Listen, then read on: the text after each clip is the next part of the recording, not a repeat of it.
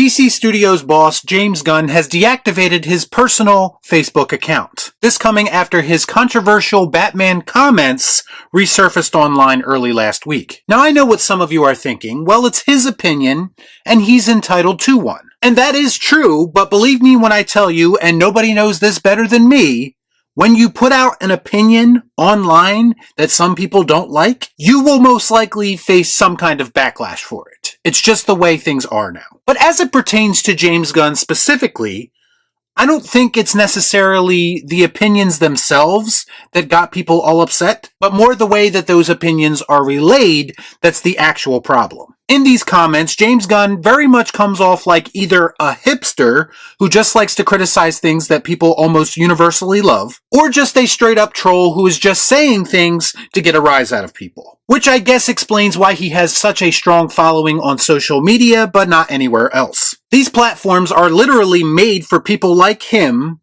to make these bold proclamations with nothing to back them up. When it comes right down to it, I think it's rather concerning that the guy who is now in charge of everything Batman on film is criticizing two of the most beloved and frankly well done Batman adaptations ever put on film. Literally making that uphill battle to win back DC fandom that much more steep. Let's discuss. I watch so you don't have to. All I'm offering is the truth, nothing more. For those of you that don't know, James Gunn is very active on social media. He frequently takes breaks from rebuilding the DC brand to give updates and debunk rumors as it pertains to the projects he is currently working on. And I've said this before, but that always came off as very desperate to me. And a little bit insecure the way he constantly feels the need to set the record straight. S-O-F capital T, soft, huh? To me, if someone is confident in their work and fully entrenched in the filmmaking and storytelling process, it's difficult for me to believe that they would have the time or desire to argue with people on social media. Now, according to some of his fans, he used the Facebook account in question to converse with them about various topics. So a lot of those people see his frequent use of social media as a positive, because I guess it helps them to feel more connected to him if they can talk to him directly. I prefer to connect with some of my favorite directors solely through the projects that they create, but that's just me. Now, to be clear, there's nothing terribly wrong with Gunn wanting to connect with his fan base, as long as he understands that every single question he responds to, the answers will be public knowledge from then on out. To me, just the fact that James Gunn deleted the account after these old opinions were made public says a lot about who he is as a person. Why delete it? Why acknowledge it at all? You said what you said, you should own it and then try to move on. Stop being a and come on. The fact that you deleted it and are trying to hide it makes you come off as a disingenuous person. He wants to keep up appearances and he doesn't want everyone to know how he truly feels about these iconic Batman interpretations, because he knows it will only further divide a already fractured fan base. And that's not good business-wise for the future of his DCU. Congratulations, you played yourself. As far as the comments themselves, back in 2012, Gunn proclaimed many things, including Michael Keaton's Batman had a ridiculous voice. He added that Tim Burton's Batman was poorly written and is one of the most boring films ever made, saying "F you" to everyone involved in that travesty in regards to Jack Nicholson's portrayal of the Joker. Don't bother.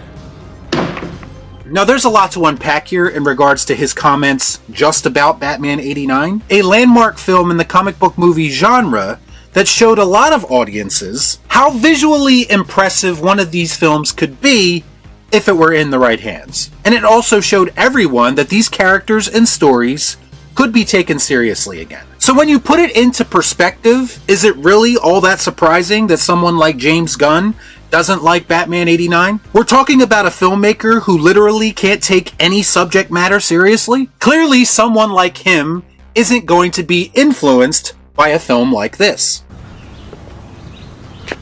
That makes sense. As far as it being poorly written and one of the most boring films ever made, that's rich coming from the guy who frequently writes scripts that heavily rely on childish humor. Do you know what I find boring in a comic book movie? when all of these movies look the same, and when they can't seem to show the source material the respect that it deserves. You know, like your typical James Gunn comic book movie. Tim Burton may have made changes to the Batman mythos to fit his vision, but none of it was done maliciously. Nothing in those movies came off as trying to disrespect what came before. Think about this for a second. The guy who gave us a laughable version of Adam Warlock this year in Guardians of the Galaxy 3 is critiquing Jack Nicholson's Joker. Let that sink in.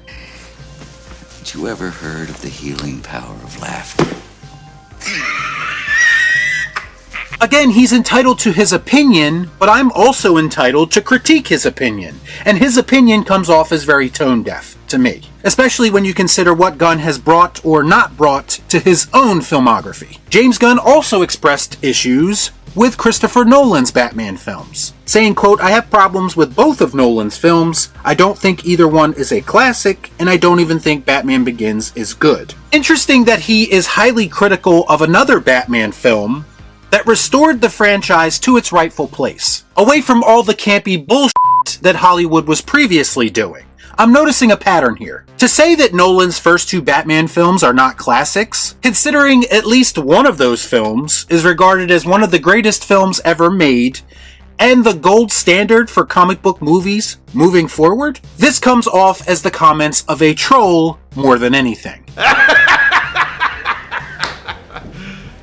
You serious? When it comes right down to it, when we're talking about someone like James Gunn, who has never really accomplished anything outside of the couple of films he made that benefited from a built-in MCU fanbase. And this person is not just criticizing, but belittling the work of two of Hollywood's most renowned and beloved directors. To me, this comes off as being more hateful than anything. It feels like a jealousy thing because those two directors made something that James Gunn could never dream of making in his lifetime.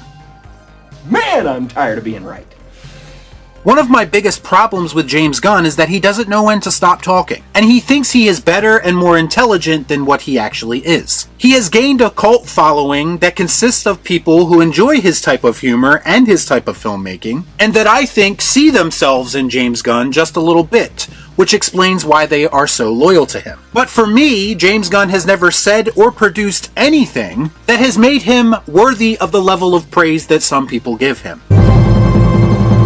Not a damn thing! I do not feel that he is right for the DC Studios job that he has been given, because to me he has not accomplished anything to make me think otherwise. He obviously has some people on the internet fooled, but not me. And I do not see him as someone who loves and respects the source material, because he's actually said things to the contrary. Things like superheroes and superhero stories are dumb, for instance. I don't think he can take DC to new heights, because I don't even trust his judgment as it pertains to what constitutes a great film. I'm going to question the filmmaking knowledge of someone who goes out of their way to undermine and discredit the work of two of his peers. Two of his more famous and more accomplished peers.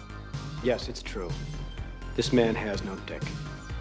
You might say that it's 12 years ago and these comments don't matter, but that's not how things work now. We have to keep the same energy with everyone. We have to hold everyone accountable for the things that they say. Isn't that the precedence that's been set? And I have to believe that the person who said these comments is still in there somewhere. He's just putting up a more professional facade now and deleting the evidence that he was ever anything else. Because I believe that he's been given a responsibility that's too big for him and the skills that he has. He knows that he needs all of the public support possible if his DCU is going to succeed. And he also knows that insulting films that people almost universally love is not going to get him there.